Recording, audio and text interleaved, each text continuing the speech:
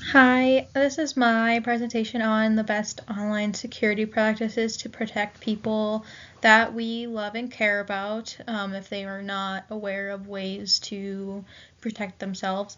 I listed 5 simpler ways to do this. I know there's a lot more out there, but these are just the more accessible and simple ones. The first one, of course, is to make strong passwords. I know a lot of people that I care about will make their passwords out of things that it's easy to remember for them, whether it's a loved one's birthday or somewhere they're from. So that can be a little unsafe since it's kind of easier to guess if these people getting their information already know this. It can be easier to guess these passwords. So one of the ways is to make passwords that are kind of unpredictable.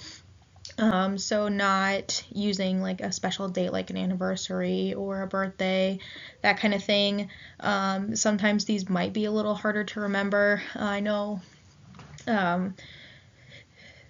for me, if I change my passwords, it's a little harder to remember, but it will be more strong and easier to protect your information if it's not something as predictable as like an anniversary date. Same with the non-personal things like those anniversary dates, children's names, places you were born, things like that. Making things non-personal will be harder to guess. And then also changing it often. I know I do this, and one of my parents also does this as well to protect information.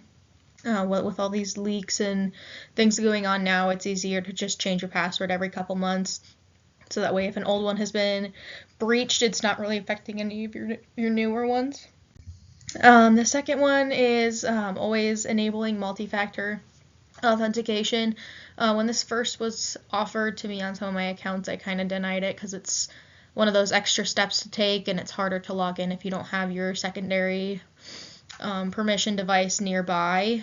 So then you have to wait to log in till later. But this makes it a lot harder than for those people to log in if they don't have your phone or the device or account that you have set up. They can't access your account. So you can do things like your phone number to receive a text or an email that you can enter a code for, and this just provides some extra security on your account. The next thing that you can do is always keep your apps and software updated.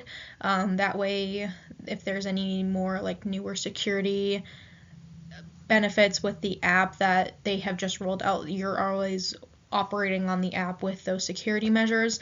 When these apps and businesses become more aware of the tactics that these people are using to breach accounts, they can then add more security measures to properly protect your accounts. And if you're not up to date with this, it can be easier for them to then breach your account since you're not working on the newest security updates. And then it just is a better way to protect your information as they become more aware of what is going on within this world of scamming and getting into accounts. And then my other one that I put was the knowledge of like scammy phishing emails. I know a lot of people that have fallen for things like this where they threaten with like releasing personal or private information, or threats of money or the police or anything like that. I know lately there's stuff about phone calls saying that you have warrants with our sheriff's department, and if you don't provide them money, then they will come and arrest you on your warrant, that kind of thing. So knowing how these emails and like phone calls sound and look like can really help. And some of the things, it's typically what they ask for. With my example of that warrant here for Pennington County, usually when they call, they'll say it's some odd amount of money, but that's not how the sheriff's office handles warrants here. They'll usually go door to door to try and serve these warrants and stuff like that, so they'll never call or ask for money that way. And then with emails, a lot of those, the addressee line, sometimes it will not be your name. It'll kind of be some generic opener or greeter for just a nondescript person, and that can be a big tell that it's not necessarily legit, and then also looking at the email address that came for them. Usually when they are trying to impersonate an email of a legit site, there will be like a single letter or typo that's really hard to miss or it's really hard to notice unless you're looking really close. So paying attention to all of that stuff can really help determine like a phishing email from a genuine email. And my last one that I suggested was keeping personal information private. I know on like Facebook and Instagram and stuff like that, a lot of personal information is shared, and so trying to keep some of that under check, like your location data or your birthday. A lot of that can be used to access accounts when they ask your date of birth or anything specific like that.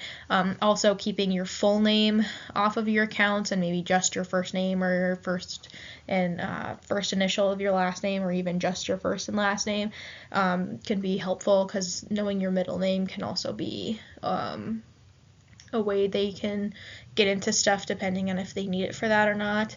And then account information, I know that one kind of isn't done a lot, but just in case any information is shared, that can cause a lot of issues with then accessing said account. But these are kind of some simpler ways to protect your account, that are kind of easy to remember and do, especially if it's for our older relatives like grandparents and stuff like that. So I feel like if these are followed, that's at least a great first step, and there's a lot of protection available within all of these suggestions.